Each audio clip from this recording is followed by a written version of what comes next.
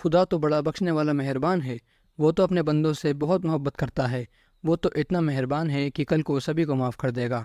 جب ایک ماں اپنے بیٹے کو آگ میں نہیں جلا سکتی تو وہ کیسے اپنے بندوں کو جہنم میں جلا سکتا ہے؟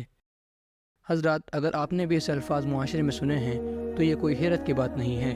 اکثر ایسی باتیں امت سے کہی جاتی ہیں کہ خدا تو بڑا بخشنے والا ہے اور قیامت کے دن سبھی کو معاف کر دے گا، لیکن شاید یہ وہی لوگ ہیں جنہوں نے کبھی ترجمے سے قرآن نہیں پڑھا، انہیں تبھی اللہ رب العزت کا صحیح تعارف ہوا ہی نہیں، وہ سمجھ ہی نہیں پائے کہ اللہ کس کے لیے کیسا ہے۔ اور اکثر لوگ یہی غلطی کرتے ہیں اور ساری زندگی مزے سے اندھے بن کر گزار دیتے ہیں اور اس دن کے لیے محنت ہی نہیں کرتے جس دن ایک ایک چیز کا حساب ہونا ہے، اور اس دن کوئی کسی کا مددگار نہیں ہوگا، صرف اللہ ہی سے سب امید لگائے ہوئے ہوں گے۔ اور آج کی اس ویڈیو کی مدد سے میں آپ کو یہ بتاؤں گا کہ اللہ کی رحمت کن لوگوں کے لیے ہے، اور اس ویڈیو سے انشاءاللہ آپ کو اللہ کا صحیح تعارف ہو جائے گا۔ تو چلیے اس ویڈیو کا آغاز کرتے ہیں۔ سب سے پہلے ہم بات کریں گے اس غلط فہمی کی جسے اکثر لوگوں نے صحیح مان لیا ہے۔ وہ غلط فہمی ہے کہ کل قیامت کے دن اللہ تو سب کو معاف کر دے گا اور ہم تو بخشے بخشائے ہیں۔ مگر کیا واقعی ایسا ہے؟ اس کا جواب ہے ہرگز بھی نہیں۔ اب بے شک اللہ سے زیادہ رحم کرنے والا کوئی نہیں ہے، لیکن اس بات سے یہ رزلٹ نکالنا کہ وہ تو سبھی کو معاف کر دے گا، یہ تو خود کے اوپر ظلم ہے اور تمام امت کے اوپر بھی ظلم ہے۔ اگر اللہ کو آخر میں سبھی کو معاف کرنا ہوتا تو وہ کبھی بھی اس کے راستے میں جنگ کرنے کو نہیں کہتا، اور نہ صحابہ کرام اور اہل بیت اپنی گردنیں کٹواتے۔ ایسی بات تو نہ کوئی نبی لے کر آئے اور نہ کسی کتاب میں ایسی بات لکھی ہے کہ سبھی معاف کر دی جائیں گے، یہ تو کھلی گمراہی ہے۔ اب ہو سکتا ہے کہ آپ کے ذہن میں کچھ احادیث آ رہی ہوں، جیسے کہ صحیح بخاری کی حدیث 394 میں آتا ہے کہ نبی کریم صلی اللہ علیہ وسلم نے فرمایا، اللہ نے اپنے عرش پر یہ عبارت لکھ لی تھی کہ اس کی رحمت اس کے غضب پر باری ہے، اور بے شک ایسا ہی ہے۔ اور میں تو آپ کو اس سے بھی بڑی بات بتاتا ہوں۔ صحیح مسلم کی 173 نمبر حدیث میں آتا ہے کہ اللہ نے معراج کی رات کے دوران نبی کریم صلی اللہ علیہ وسلم کو 3 تحفے دیے۔ سب سے پہلے 5 نماز، پھر سورہ بقرہ کی آخری 2 آیات، اور مین بات اللہ نے رسول اللہ صلی اللہ علیہ وسلم سے وعدہ کیا کہ آپ کو جو امتی میرے ساتھ شرک نہیں کرے گا میں اسے معاف کر دوں گا۔ اور اس ہی حدیث میں سب کچھ صاف ہو جاتا ہے۔ اگر آپ الفاظ پر غور کریں تو آپ کو پتہ چلے گا کہ اللہ نے کہا کہ جو میرے ساتھ شرک نہیں کرے گا، مطلب شرک کی معافی نہیں ہے۔ لیکن ہمیں اس سے کیا؟ ہم تو اللہ ہی کو خدا مانتے ہیں، کسی اور کو تو نہیں مانتے، تو ہم تو جنت میں پہنچ ہی جائیں گے۔ لیکن کیا واقعی ایسا ہے؟ اس کا جواب ہے بالکل بھی نہیں۔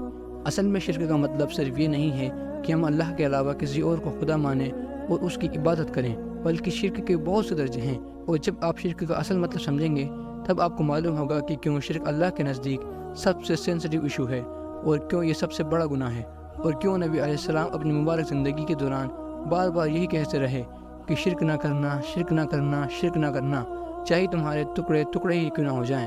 اب اصل میں شرک کا مطلب یہی لیا جاتا ہے کہ اللہ کے علاوہ کسی اور کو الہ ماننا۔ لیکن اگر میں آپ سے کہوں کہ نماز نہ پڑھنا بھی شرک ہے، رمضان المبارک کے روزے نہ رکھنا بھی شرک ہے، بلکہ اللہ کا ہم پر ہر فرض کیا ہوا کام نہ کرنا اور ہر حرام کام کرنا اللہ کے ساتھ شرک ہے۔ کیسے؟ میں آپ کو سمجھاتا ہوں۔ تصور کیجئے کہ آپ کوئی کام کر رہے ہیں اور وہ کام کرتے وقت نماز کا وقت آ جاتا ہے، اور آپ نماز کو نظر انداز کر دیتے ہیں اور نفس کی پیروی کرتے ہوئے کام میں مصروف رہتے ہیں، تو آپ نے اپنے اس کام کو اللہ کے حکم سے بھی زیادہ ترجیح دی اور اللہ کے ساتھ اپنے نفس کو شریک کیا۔ ڈاکٹر اسرار احمد رحمہ اللہ فرمایا کرتے تھے کہ اگر فجر کے وقت آپ اٹھے ہوئے ہیں، ہوش میں ہیں، اور اذان کی آواز آپ کو سنائی دے رہی ہے، لیکن آپ کا نفس کہتا ہے کمبل اوڑھ اور سو جا، اور آپ ایسا ہی کرتے ہیں اور کروٹ لے کر سو جاتے ہیں، تو آپ نے اللہ کے حکم کو پیچھے پھینک دیا اور اپنے نفس کی پیروی کی اور آپ نے شرک کیا۔ جی ہاں، اب یہ شرک اکبر نہیں ہے، لیکن شرک کے درجات میں سے ایک درجہ ہے۔ اور اسی طرح اگر کوئی شخص شراب پی لیتا ہے تو اس نے اللہ کے حکم سے زیادہ اپنے نفس کی پیروی کی اور اللہ کے ساتھ اپنے نفس کو شریک کیا۔ ذرا اندازہ کیجئے ہم کتنے ہی ایسے کام روز کرتے ہیں جنہیں اللہ نے کرنے سے سخت منع کیا ہے، اور اس کے ساتھ اپنے نفس کو شریک کرتے ہیں، جیسے چغلی کرنا، بد اخلاقی، جھوٹ بولنا، گالی دینا، حرام طریقے سے تجارت وغیرہ وغیرہ۔ اور کتنا ہی ایسے کام ہیں جنہیں ہم نہیں کرتے جبکہ اللہ نے انہیں ضرور کرنے کو کہا ہے، جیسے نماز پڑھنا، زکوٰۃ دینا، ہمیشہ سچ بولنا، حیا کرنا۔ تو ہم کس کانفیڈنس سے یہ کہہ دیتے ہیں کہ جنت تو ہمارے ہی لیے ہے، جبکہ ہم دیکھتے ہیں کہ مسلمان ایک دوسرے کو گالیاں دیتا ہے، ایک دوسرے کے لیے دل میں بغض رکھتا ہے، بے حیائی عام ہو گئی ہے۔ ہماری ماں بہنیں بے پردہ شادیوں میں گھومتی ہیں، شادیوں میں ناچ گانا ہوتا ہے، مسلمان فرقہ واریت میں بٹا ہوا ہے، ایک دوسرے کے اوپر کفر کے فتوے لگاتا ہے، کافروں کے طریقوں کو ہم نے ہمارے اندر بسا لیا ہے۔ اور کتنے ہی ایسے کام ہیں ہم روز شرک کرتے ہیں، اور پھر بھی ہم یہ گمان کرتے ہیں کہ جنت تو ہماری ہی ہے۔ ایسے لوگوں کے لیے کوئی رحمت نہیں ہے، اور ہمیں یہ نہیں بھولنا چاہیے کہ اللہ کسی کو زبردستی جنت میں نہیں ڈالے گا، بلکہ جو لائق ہوگا وہی جائے گا۔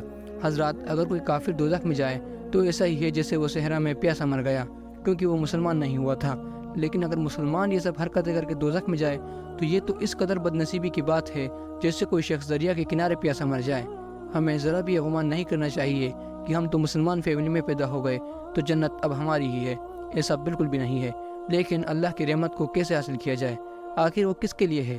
تو میں آپ کو بتا دوں کہ جب اللہ نے اس کی رحمت کا ذکر کیا ہے تب ساتھ یہ بھی فرمایا ہے کہ اس کی رحمت ان لوگوں کے لیے ہیں جو اچھے کام کرتے ہیں اور برائیوں سے بچتے ہیں۔ ہاں، اگر ان سے پھر بھی کوئی گناہ ہو جائے تو فوراً توبہ کر لیتے ہیں اور معافی مانگ لیتے ہیں۔ اب اس میں تمام اللہ کے فرض کیے ہوئے کام جیسے نماز، روزہ، زکوٰۃ وغیرہ، اور ہر حرام کیے ہوئے کام جیسے شراب پینا، زنا، بے حیائی وغیرہ شامل ہیں۔ اور جو حکم کو مانتے ہیں اور اگر پھر بھی کوئی گناہ ہو جائے تو معافی مانگ لیتے ہیں، ایسے ہی لوگوں کے لیے جنت ہے۔ مطلب روز نماز پڑھتے ہیں، لیکن اگر کبھی کبھار فجر میں نہیں اٹھ پائے، جان بوجھ کر نہیں چھوڑی، نیند کی وجہ سے نہیں اٹھ پائے اور پھر توبہ کر لی تو اللہ ان کو معاف کرے گا۔ لیکن ہمیں اللہ کی رحمت سے کبھی مایوس نہیں ہونا چاہیے، فوراً پکی توبہ کرنی چاہیے اور آگے سے اس کے مطابق زندگی گزارنے کی کوشش کرنی چاہیے۔ اور ہمیں اس فارمولے کو ہمیشہ یاد رکھنا ہے کہ جو کام اللہ نے کرنے کو کہا اور ہم نے وہ کام نہیں کیا تو اس کے ساتھ شرک کیا، اور اگر ہم کوئی ایسا کام کر بیٹھے جس کو کرنے سے اس نے منع کیا تھا تو شرک کر بیٹھے۔ اگر ہم اس طریقے سے عمل کریں گے تو انشاءاللہ ضرور کامیاب ہو جائیں گے، باقی اللہ بہتر جاننے والا ہے۔ حضرات، مجھے امید ہے کہ آپ کو اس ویڈیو کا میسیج سمجھ آ گیا ہوگا۔ مجھے امید ہے آپ کو یہ ویڈیو پسند آئی ہوگی۔ تو انشاءاللہ آگے سے ہمیں ہمیشہ اللہ کے حکم کے مطابق زندگی گزارنی ہے اور ایسے بدقسمتوں میں شمار نہیں ہونا ہے جو دریا کے کنارے پیاسے مر جایا کرتے ہیں۔ اور اللہ سے دعا ہے کہ وہ ہمیں ایسا کرنے کی توفیق عطا فرمائے۔ حضرات، انشاءاللہ اب ہماری ملاقات اگلی ویڈیو میں ہوگی۔ السلام علیکم۔